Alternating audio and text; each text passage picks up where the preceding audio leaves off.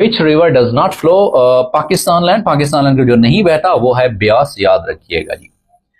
रावी, सतलुज, ब्यास। हिंदुस्तान में, इंडिया में, और अगर पाकिस्तान के हवाले से बात की जाए तो वो फिर वो कौन से तीन रिवर हैं, याद रखिएगा। सिंध, झेलम और चनाब, याद रखिएगा जी।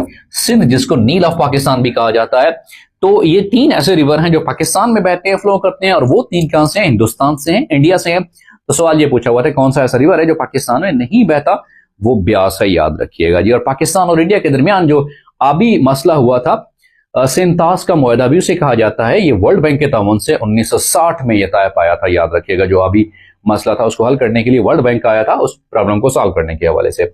उसके बाद वह ordnance factory was constructed with the help of, जो वह ऑर्डिनेंस फैक्ट्री है रावलपिंडी में, तो वो किसके तावन से बनाई गई थी, याद रखिएगा, वो चाइना के तावन से बनाई गई थी।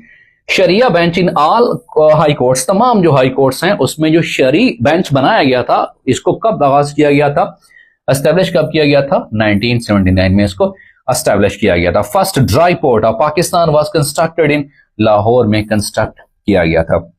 उसके बाद sir Syed Ahmad Khan founded the British Indian association, 1866 इसका राइट ऑप्शन है, ऑल्दो पेपर में कुछ और भी ऑप्शन आए हुए थे, but the correct option is 1866।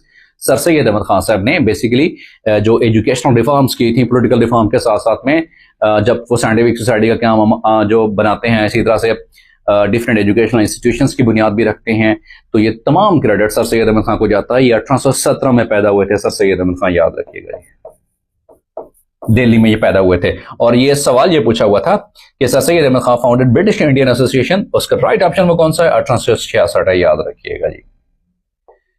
अगला सवाल देखते हैं कि अगला सवाल कौन सा है। Main component of natural gas, जो नेचुरल गैस है उसका मेन कंपोनेंट कौन सा होता है, वो मीथेन होता है। और मीथेन का फार्मूला क्या होता है, ये CH4, याद रखिएगा जी। और CH4 मीथेन, इसमें बेसिकली इसको नाम देते हैं, ये हाइड्रोकार्बन है बेटा, ये हाइड्रोकार्बन है। और ये कौन से हाइड्रोकार्बन है, ये सैचुरेटेड हाइड्रोकार्बन की एग्जांपल है, याद रखिएगा जी।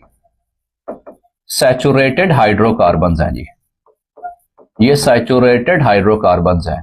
बेसिकली जो सैचुरेटेड हाइड्रोकार्बन है उसमें सबसे पहला मेंबर किसका आ रहा है, वो मीथेन का आ रहा है, जिसमें एक कार्बन एटम और 4 हाइड्रोजन एटम होते हैं। एक कार्बन एटम साथ में 4 हाइड्रोजन एटम। और कार्बन जो है इसका एटॉमिक नंबर क्या होता है रिस्पेक्टेड स्टूडेंट्स, याद रखिएगा 12। इसका मास नंबर और एटॉमिक नंबर 6 होता है, तो 6 से मुराद है